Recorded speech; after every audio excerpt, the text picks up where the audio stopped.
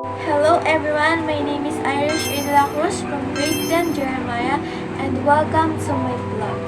In this video, pag-aaralan po natin kung paano maghanda ng emergency kit, paghahanda bago ang sakuna, at mga dapat gawin bago ang sakuna. So sana po ay handa po kayong makinig. Ang Pilipinas ay prone sa lindol dahil ito ay matatagpuan sa Pacific Ring of Fire, isang lugar na may mataas na aktibidad ng seismic at bulkan. Ang bansa ay nasa tabi ng hangganan ng Philippine Sea Plate at Eurasian Plate na patuloy na gumagalaw at nakikipag-ugnayan sa isa't isa, na humahantong sa madalas na aktibidad ng seismic. Bukod pa rito, ang Pilipinas ay may iilang aktibong bulkan at ang aktibidad ng seismic ay maaaring matrigger ng mga pagsabog ng bulkan. Narito po ang ilang hakbang na dapat gawin sa paghahanda ng emergency kit. Number 1 is pumili po kayo ng lalagyan kung saan nyo po i-imbak yung mga gamit na bawal mabasa.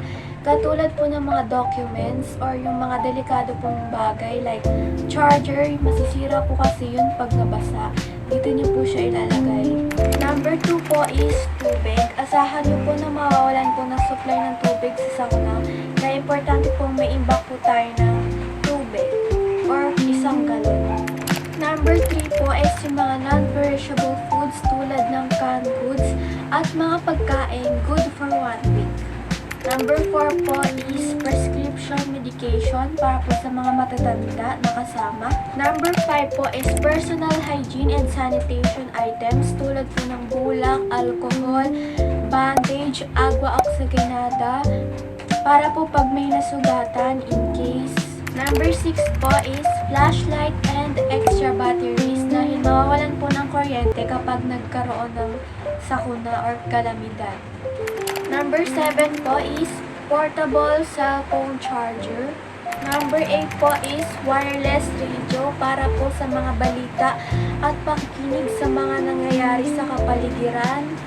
Number 9 po is communication device tulad ng cellphone para po sa pag-update sa mga kamag-anak natin na nasa malayong lugar. Number 10 po is whistle para po ito sa pag halimbawa po manghihingi po tayo ng tulong tas hindi po tayo naririnig. Number 11 po is extra clothing and warm blanket. Dahil hindi lang po tayo isang araw sa evacuation center, mahirap po maglaba. Kaya dapat po may mga extra po tayong dala. Number 12 po is important documents like ID, birth certificate. Dahil para po ito ma-identify po tayo ng mga rescuers yung information natin. And lastly, cash and spare keys.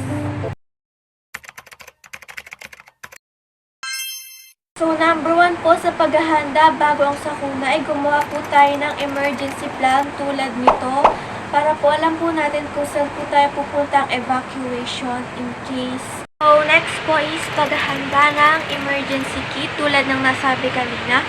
So, ito po yun. Third is securing heavy objects at home para po maiwasan po natin ang injury from falling debris. Pang-apat po is inspecting potential hazards such as yung mga gasol po. I-check po natin kung may nag-leak and syempre yung mga kuryente. Number 5 ay educating your family and yourself sa drop, cover, and hold tulad nito.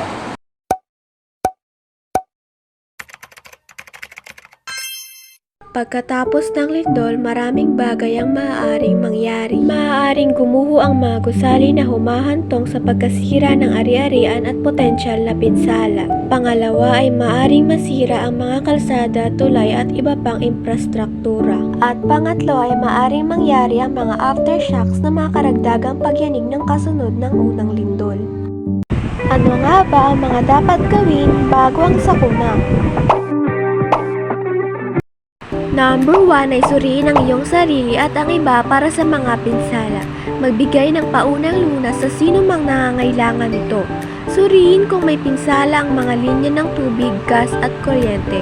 Kung may nasira, patayin ang mga bulbs. Suriin kung may amoy ng gas. Kung naamoy mo ito, buksan ang lahat ng mga bintana at pintuan. Umalis ka agad at iulat ito sa mga awtoridad. Pangalawa ay buksan ang radyo. Huwag gamitin ang telepono maliban kung ito ay isang emergency. Lumayo sa mga nasirang gusali. Mag-ingat sa paligid ng mga basag na salamin at mga labi.